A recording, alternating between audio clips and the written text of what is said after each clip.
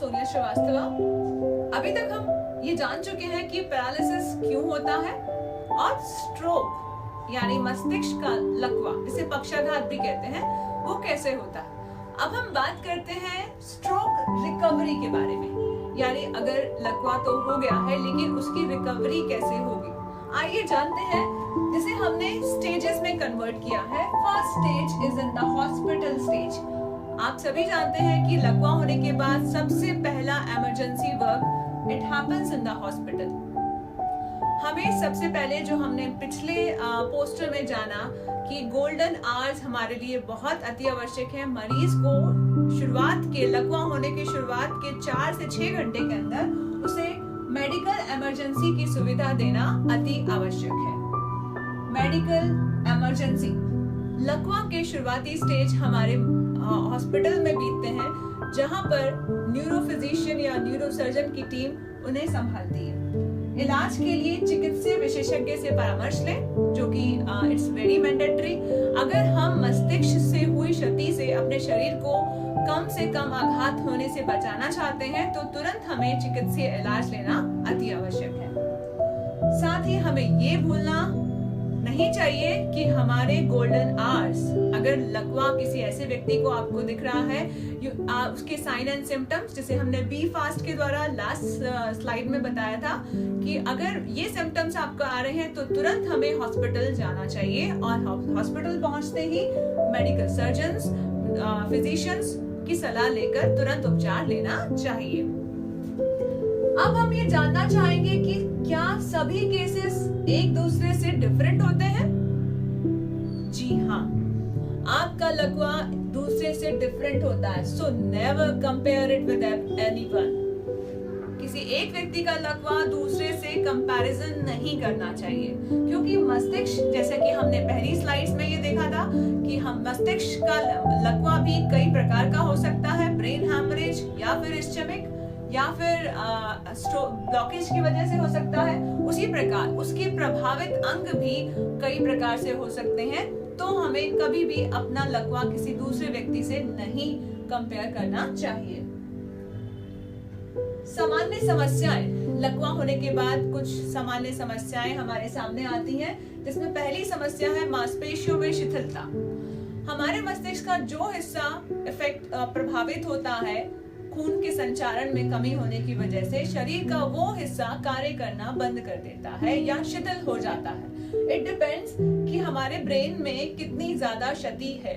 यदि ब्लॉकेज ज्यादा है या अगर हैमरेज ज्यादा है, then there are chances of one side of paralysis at a high grade।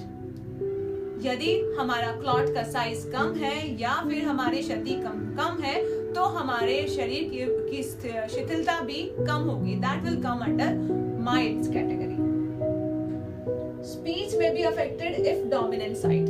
यदि हमारे शरीर का लकवा हमारे डोमिनेंट साइड में होता है, यानी कि अगर हम राइट हैंडेड हैं और राइट हेमिस्फीयर में क्लॉट होता है या फिर मस्तिष्क को क्षति पहुंचती है, तो हमारी आवाज यानी ध्वनि संबंधी समस्याओं में तकलीफ आ सकती है। अन्य संज्ञानात्मक विकार, व्यक्ति को भूलने जैसी समस्या, किसी को पहचानना नहीं, अपने आसपास के लोगों को ना पहचानना, unconsciousness, semi consciousness, it all depends upon the severity कि मस्तिष्क में कितना आघात पहुंचा है।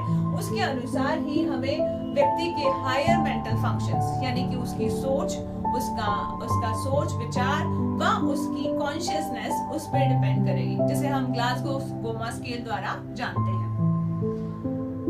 हमें ये जानना अति आवश्यक है कि स्ट्रोक कितने प्रकार को आसान तरीकों से हम उसे जान पाएंगे।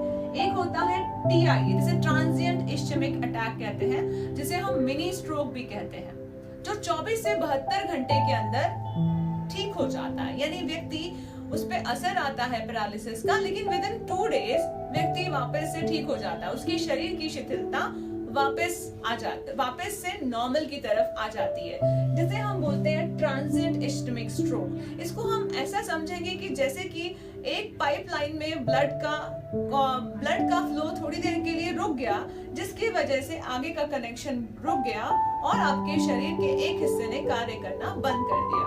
लेकिन क्योंकि वो पूरी तरीके से नहीं नहीं दबा था, अगेन संचरण स्टार्ट हो गया और with in a second, with in 24 to 72 hours आपका शिथिलता वापस आ गई। इसे हम ट्रांजिएंट इस्चेमिक स्ट्रोक यानी मिनी स्ट्रोक कहेंगे। Second is mild. माइल्ड हमने उसे तब कहा है जब हमारी मस्तिष्क की कोशिकाएं कम मात्रा में क्षति होती है, यानी आपका शरीर का एक हिस्सा इफेक्ट तो हुआ लेकिन शायद पूरे तरीके से नहीं हुआ, उसमें सिर्फ माइल्ड सिम्टम्स आते हैं, यानी अल्प मात्रा में आपकी मांसपेशीय पावर में कमी आती है, जिसे हम माइल्ड कैटेगरी कहेंगे। सेकेंड कैटेगरी इज मॉडरेट, जिसमें कंपैरेटिवली लिटिल हायर आपका मस्तिष्क टिश्यू यानी आपका मस्तिष्क का ऊतक उससे ज्यादा मात्रा में प्रभावित होगा, जिससे आपकी एक अंग की शरीर के आधे हिस्से की शिथिलता थोड़ी ज्यादा हो सकती है, जिसे हम मॉडरेट कैटेगरी कहेंगे। इसको हमें ये जानना इसलिए आवश्यक होगा कि हमारा स्ट्रोक किस कैटेगरी में है, पैरालिसिस किस कैटेगरी का है और व्यक्ति को रिहैबिलिटेशन होने में कितना समय और किस रास्ते को हमें पूर्ण करना होगा। Third is your severe.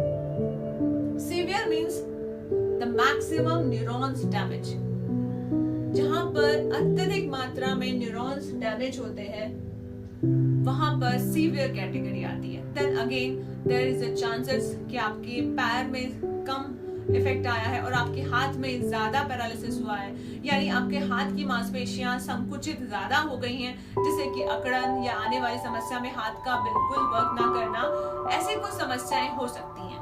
तो माइल्ड, मॉडरेट एंड सीवियर ये तीन कैटेगरी, और चौथी इज ट्रांजिएंट इस्चेमिक अटैक जो कि रिवर्सिबल होता है।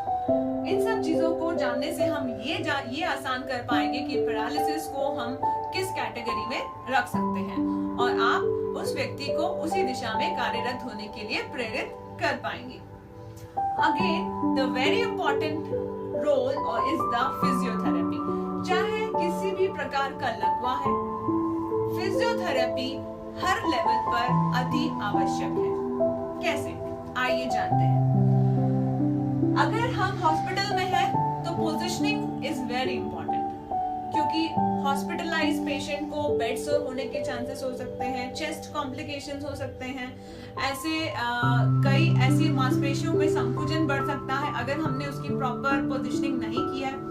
तो व्यक्ति का प्रॉपर पोजीशनिंग होना आवश्यक है, यानी कुछ पिलोज के द्वारा, एयर बेड के द्वारा और एलिवेशन के द्वारा इस तरीके से हमें व्यक्ति के हाथ व पैर के प्रभावित अंगों की पोजीशनिंग करना आवश्यक है, जिससे कि हम जटिलताओं से उसे बचा पाएंगे। नेक्स्ट है पैसिव मूवमेंट्स। शारीरिक व्यायाम अगर व्यक्ति खुद नहीं कर पाता है तो घर का कोई भी सदस्य या फिर फिजियोथेरेपिस्ट उसे कराता है, तो हमारे शरीर के सारे जोड़ों की गति बनी रहती है व मांसपेशियों की लेंथ बनी रहती है, जिससे मांसपेशियां शॉर्ट नहीं होती और जकड़न की उस समस्या कम हो सकती है। इसीलिए पैसिव मूवमेंट्स कराना अति आवश्यक है, जिसे निष्क्रिय व्यायाम भी हम कहते हैं। व्यक्ति जब स्वयं नहीं कर पाता, कोई दूसरा व्यक्ति उसे कराता है, जो फिजियोथेरेपिस्ट या घर के सदस्य द्वारा कराई जाती है, उसे हम निष्क्रिय व्यायाम कहते हैं। ये व्यायाम व्यक्ति की रेंज ऑफ मोशन व उसके रक्त संचारण को बनाए रखने के लिए आवश्यक है।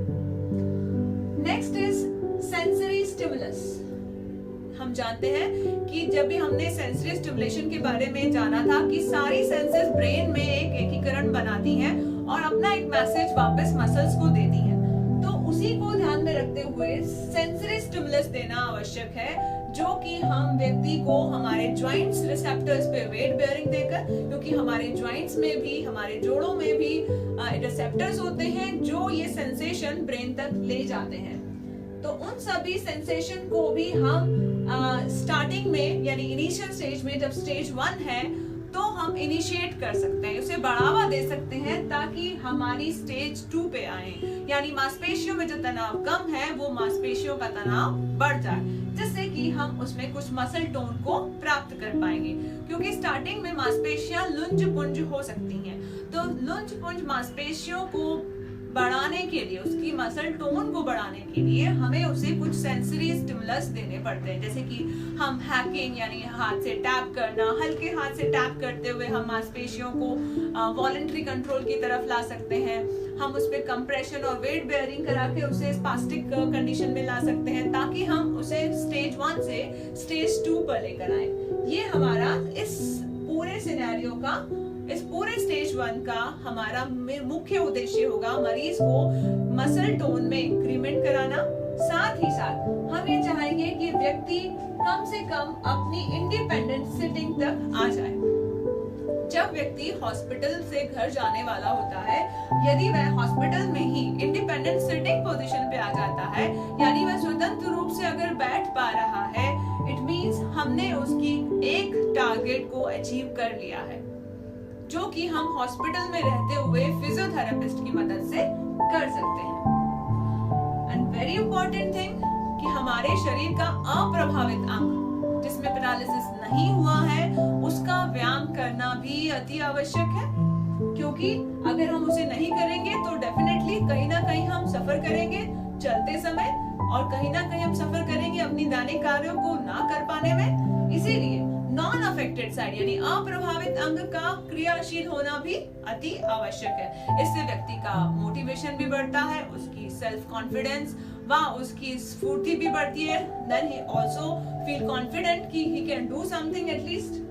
नेक्स्ट इज मांसपेशीय श्वसन प्रशिक्षण, मांसपेशियों का प्रशिक्षण। Respiratory muscles plays a very important role.